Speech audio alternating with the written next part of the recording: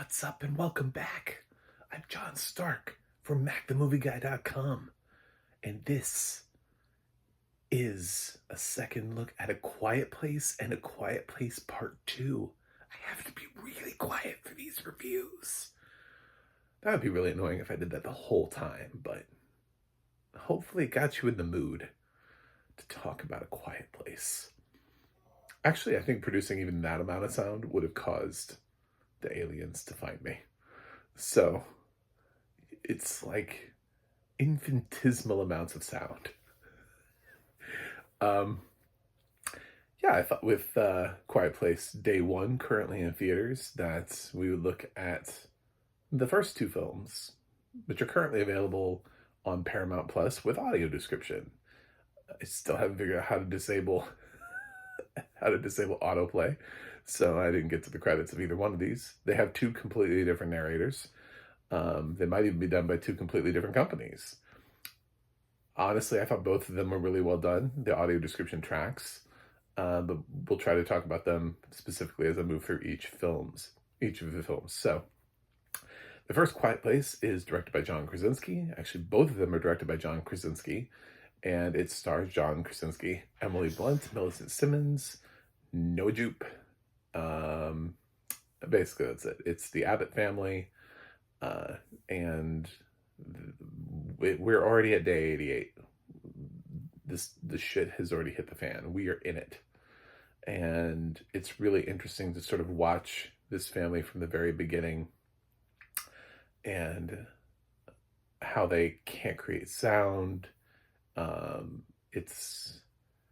It's useful that they had to know ASL because they have a daughter that is some kind of deaf. She does wear a hearing aid, so obviously she can hear something with the hearing aid on, but without it she cannot. So but she doesn't really speak. It's certainly not in the first film. So yeah, the whole family knows ASL. So and has to communicate, which is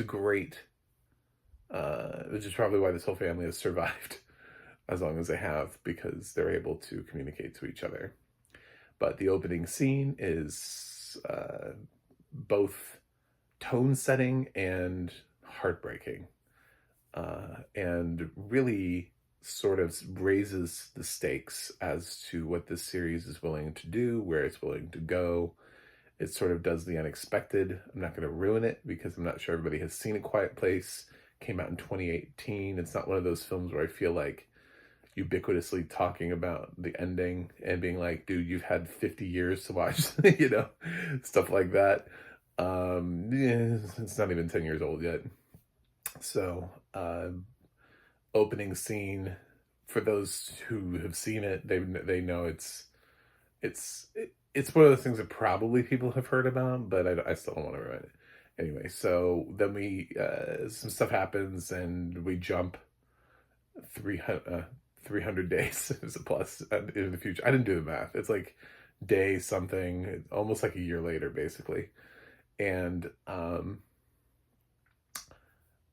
everything is a little bit different on the farm, but out on their Abbott farm, and they are still trying to figure out how to live, and there are tensions and things that literally can't be said, so everything is always unsaid. Dad is trying to fix this radio so that he can send out Morse code, SOS, and listen to the radio, and they've got some things as soundproofed as humanly possible. Mom, Emily Blunt, is pregnant, which, pregnancies are rarely known to be quiet things. So that's obviously setting the audience up for that amount of tension.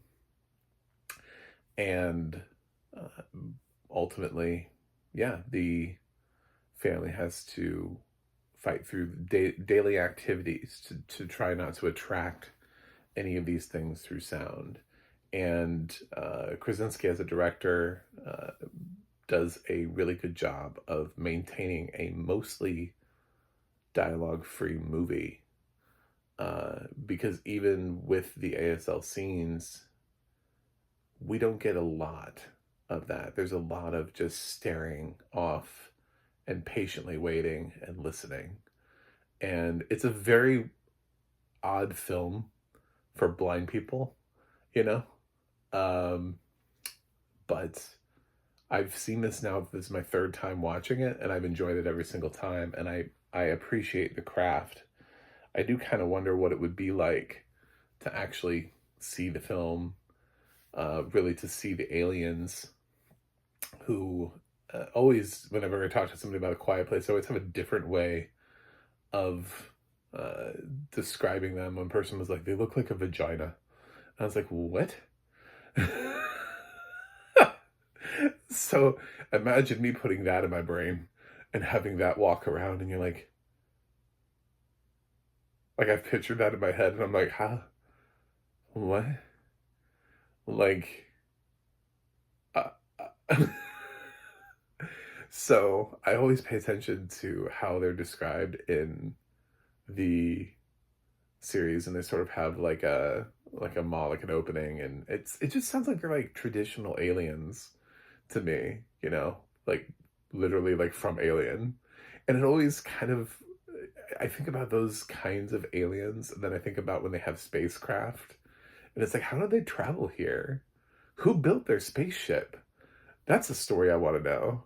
Can we go to like A Quiet Place day negative like 1,000 and figure out how those things got sent here? Like, because these things don't seem capable of being able to build a spacecraft. You know, they're not really into using tools. At no point in any of the films do you see them like having built some sort of like society in which they live. You know, they're just kind of like roaming around. So it's like, how did they get here? Who built the ship that sent them here? Where's that intelligent life? Because this is not the intelligent life. It's something that sometimes when we get alien invasion movies and the aliens are vicious but incapable of clearly building anything that would take them, you know, it's like, if we can't get from point A to point B, how did this thing get from point A to point B? And I feel that so hard in this film. But yeah, I feel like that's next. A Quiet Place movie needs to be that, like A Quiet Place, the creators or something. I don't know what made those things come here. That could be more terrifying than the things that are already here, but they need to be functional. You know, I need to be able to believe that they can build a spaceship. At least with a Predator, I feel like, yeah, they could probably build a spaceship. These things, I'm like, no, I'm not buying it for 1 second. Nope. So I like A Quiet Place. Like, again, I've seen it like 3 times. And A Quiet Place Part 2 is a solid sequel, but it always feels like with sequels that people have to do more. You know, like people are always like, oh, we have to go bigger. We have to do more. We have to have bigger set pieces. We can't just, even in a part 2, even when they're acknowledging it's a continuation of the story, it can't just be like a year later. It has to be something more. So what do? They send the Abbotts on the road. The Abbotts are off to find something, I guess, on their own. Eventually, they cross their sand paths. They have all these neat little sand paths, which, by the way, do make it into the audio description, which I thought was really neat, nifty. And they were talking about them being barefoot and like trying to make the least amount of sound. And I was like, man, do shoes make sound? What happens if you step on something? You know, I mean, I feel like that's a risk also, is that in the time that, since the last time you were there, something could have been put in your path and you don't see it and then you step on it and then you make the sound. That's what shoes help with. I feel like going barefoot is maybe not the answer. Anyway, Quiet Place Part 2, they end up at somebody else's place. The guy played by Emmett, That guy is Emmett, played by Cillian Murphy, um, who we see in this amazing opening sequence. I love the first 10 minutes of this film. I'm gonna say it's about 10 minutes long. First 10 minutes of this film is why there's a Quiet Place Day One. It's because people were like, oh my God, this could be a whole movie. And then somebody was like, why, yes, it could. Why, yes, it could. So, and we get to see John Krasinski again, and you know, the whole family and everybody, and also Cillian Murphy joining the cast, which helps in part two when he's there to be like the new character introduction and help them with their escape plan as sort of like the old friend. It's like he had a family, but now he doesn't have a family. He's like the last surviving person in his family, just hanging out. His, you know. And then, as the logline would tell you, if you look at IMDb, the Abbott family finds out that there are more dangers than simply the monsters that they must remain quiet from. So yeah, there are some humans here that I don't know how they had so much time to like formulate these weird sort of like cultish strategies. This is kind of one of the reasons I don't like the movie as much, is because it's like, well, we have to explore the darkness in humans. And I was like, do you? Do you? We're only like a year or two into this. And we've got people who are feral. I don't know how else to describe that. It's very odd. Living on their own and coming up with ways of trying to trap people and capture them and take their, I guess, take their stuff. But that's assuming that people have stuff, you know? I don't think people have a lot of things, because you can't carry around anything that makes noise. So, what do you have? You have to have silent food.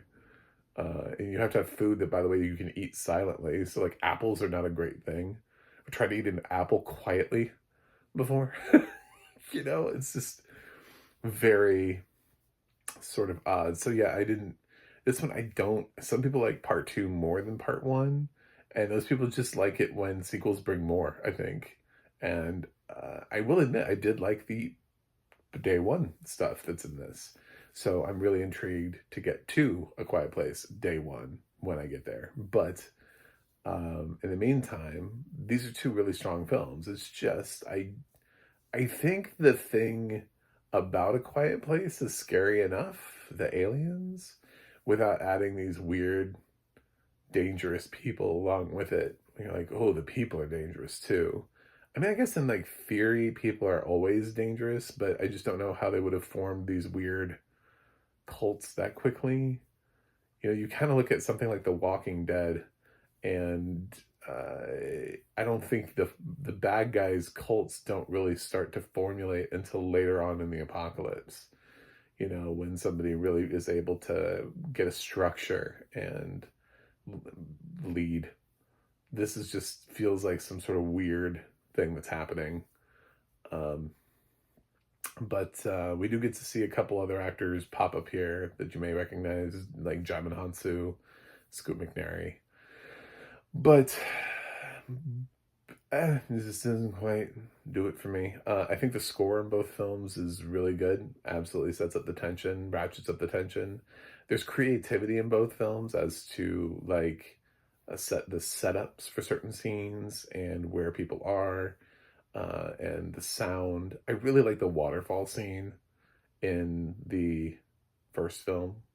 I love how basically it's this thing that no matter how hard the aliens try, they would never be able to destroy it. So they just stay away from it because they hate sound. And it's like, it's a waterfall. So this is one of the reasons why I'm like, they can't build a ship, because they couldn't build a dam.